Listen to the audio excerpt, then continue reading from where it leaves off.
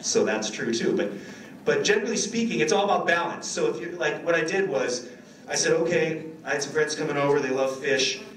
I love sumac. My wife's Iranian, she grew up in Italy, but she's from Iran, and sumac, yeah, he's going like, yep, yeah, you guys know sumac? It's not a person, it's a spice. Yep. Yeah, it's got that great dry berry flavor, some bright acidity to it. It's very classic on kebabs and on meat, but I love it with vegetables and also with fish. So I rubbed this salmon with sumac, and I grilled it, and then I made a lemon vinaigrette, real simple, fresh lemon juice, olive oil, shallots. Shallots make dressings amazing. If you guys haven't done that, do that. Just find these chopped shallots. That makes every vinaigrette taste like unbelievable. And then I put a little bit of the sumac in that vinaigrette as well. And then I just dried off the artichokes, coated them in a little olive oil, and grilled them. So I had the grilled salmon, the grilled artichokes, this lemon sumac vinaigrette, some simple butter lettuces, and it was with a Gruner Veltliner.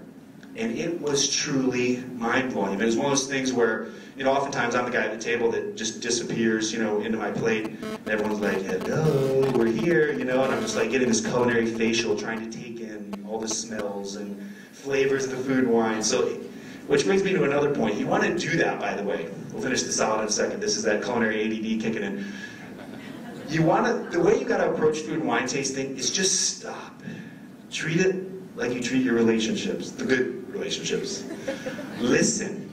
Listen to your food, listen to your wine. The first thing I always do when my food and wine comes out is just completely stop everything, block everyone out. We were in New York a few weeks ago, and a friend of mine was making fun of me. He says, we just lost you for like 60 seconds. You were literally gone. But I did. I just smelled, and I tried to think about what I was going to taste before I even had the first bite. Same thing with the wine. And when you do that, you start to build this kind of mental Rolodex, this flavor database. And when those things get locked in, then you remember, like, and stop and say to yourself, why did this taste good together? What was going on here? Was it the acid? Was it the tannin? Was it the fat? What was happening here? And then you'll start to take your appreciation to a whole new level. And it shouldn't be about spending the whole night basting yourself in your bowl, but if you just are willing to do that for a few moments, it will change your appreciation forever about food and wine. It's back to our salad. So the artichoke, I took one artichoke by itself, and I just ate it, and then I took a swig of the wine, and it wasn't so pleasant. You know, it was like kind of these floral, mineral qualities of the Gruner got lost, and the artichoke tasted a little tinny, a little, you know, it was one of those things where when you have to start analyzing and thinking about it, you know you don't have a good match. But once I put in that lemon vinaigrette, the acid kind of balanced the acid in the wine, and then I grilled the salmon and the artichokes. That added another layer of flavor to it, and they were mixed in with the salad, and it was perfectly balanced. So give that a try and have that be your thought. Make those funky ingredients a part of the dish and not the most prominent flavor, and not only will it work, but can actually be really good. So that's a good one. Asparagus, same thing. You know, if you have white asparagus, it's more mild, but even green asparagus, as long as you pair it with like a Sauvignon Blanc, something that's kind of herbaceous and light, it's got some acidity, you'll find that it'll balance things out well. All right? Some of the three wines that I think, can anybody name one wine that they think is like an all-time safe no-brainer? Doesn't even have to be like the official brand, just like, yes. Viognier, interesting. And what do you think about that one? I think Viognier is one of those things that unless you got somebody eating a big steak, you pretty much can't screw it up regardless of the whole table ordering a bottle of wine. Nice, she's saying it's one of those things, unless you're getting a steak, you can't screw it up ordering a bottle of Viognier. We had some of that last night, actually. It was, and you were right. We went with a lot of stuff. And I think you want to have those safe bets, you know, because sometimes you don't want to overthink it. My three favorite safe bets are, first of all, rosé. Dry rosé, not the sweet one. I'm so grateful for all those sweet Zinfandel rosés that came out years ago because they got us all drinking more wine, which was a good thing. Now it's a bad thing. But the really dry rosés, the really good ones, they're brilliant because they have just enough acidity to work with the salads and the pickled items and the things that we've talked about, right?